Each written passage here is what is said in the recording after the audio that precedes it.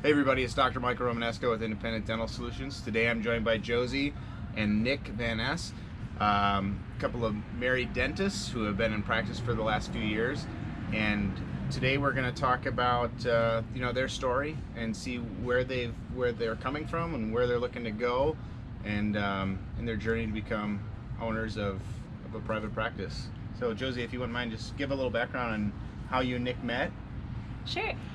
Nicholas and I met, we both went to dental school in the same dental school, and we had a mutual friend there. So when Nick was working in Appleton and I was also working in Appleton, our mutual friend brought us together, and it's kind of where it took off.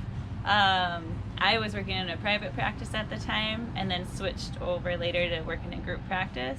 And I was in public health for 2 years, and then together we both joined a group practice. So what year in dental school did you guys meet?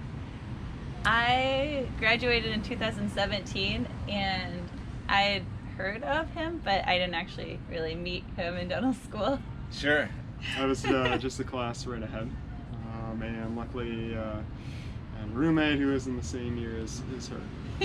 Excellent. Yeah. I like how he said luckily. Luckily. All right, so when you guys got out of dental school, first jobs, you said you were in private practice. You were working for the Public health. Public health, and now you guys are working in a group practice together, correct? Correct. And the end goal for you guys is to Have our own practice. have your own practice, and you're looking in the Montana area. Is that correct? Correct. Correct. All right. Yeah. What types of hurdles would you say you've experienced as a young couple of dentists right out of school? Ethical differences between how dentists practice, and I guess. So having your own, basically having it be yours, right? Having your control, not following the rules or directions of another doctor. Correct. Yep. Or powers. Correct, It's yep. yours. Yep, you're allowed to refer when you want to refer. You're allowed to treat what you want to treat, not treat what you don't want to treat. Yeah. All of that. It'd be really nice just to have it be your own power. Sure. What about you, Nick? Anything to add to that? I think kind of the daunting, overarching theme for a lot of dental students is always going to be the loans. Sure. And it's very cumbersome to think about paying off your loans while also trying to start your own practice in any sense. And I think a lot of classmates, a lot of friends took the trajectory of something maybe similar to me, or maybe corporate, or Mm-hmm. Another associateship where they wouldn't have to finance even a further burden. Sure. That was one aspect of what attracted me to public health.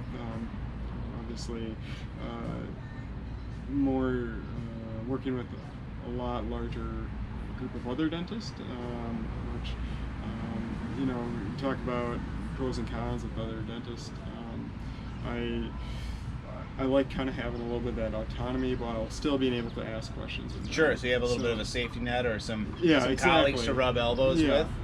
Yeah. I think that's smart especially for someone right out of school. So that was great, and yet, like I said, I had a little bit more autonomy. I didn't have to lock in and have to, there wasn't one person telling me how to do everything. Right.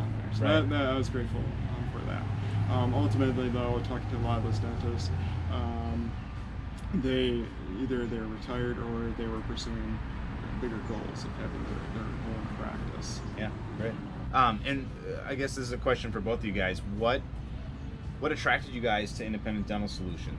Yeah, so we met Brian actually at a Wisconsin Dental Association meeting, and we were just looking through the booths, and I ran into Brian, and we just really hit it off talking about what he was all about. And it's grouping independent dental groups together to make dentistry better, just to make it more equal playing field against corporate, to getting innovative ways to practice dentistry. How can we do more with our profession rather than just the cookie cutter typical dental office that we have now? How can we improve? How can we just be always one step ahead of the curve?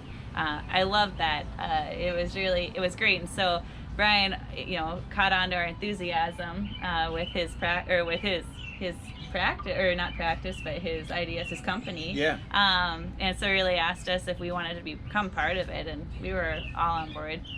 Excellent. Yeah, personally, I think they really provide a good foundation in terms of me fulfilling my dreams, my aspirations of having my own practice. And I think a lot of students, a lot of kids who go into dentistry, they kind of have that goal, that dream, and then as I was mentioning earlier, it becomes a little bit more daunting, a little bit more challenging, Sure. thinking about all the different aspects that you have to manage or have to juggle. Yeah, yeah.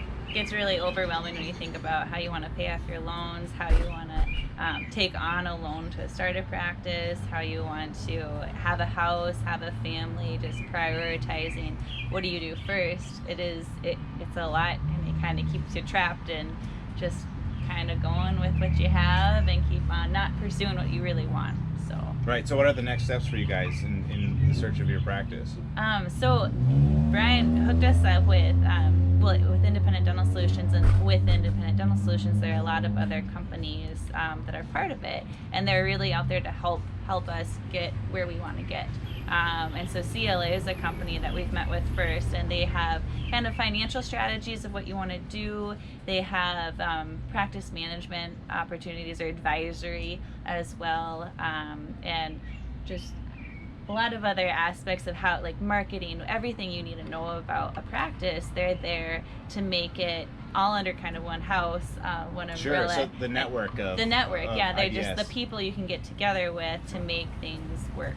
And so we're still meeting with those people, getting the fine details, kind of underway. And so Awesome. that's where we are right now. That's and awesome. Pinpointing a location we want to look for, and then from there, trying to narrow down a practice we want to purchase. Great. So Well, I hope you guys found this video helpful. We wanted to do a video with Josie and Nick, being that they're the youngest board members on our member advisory board.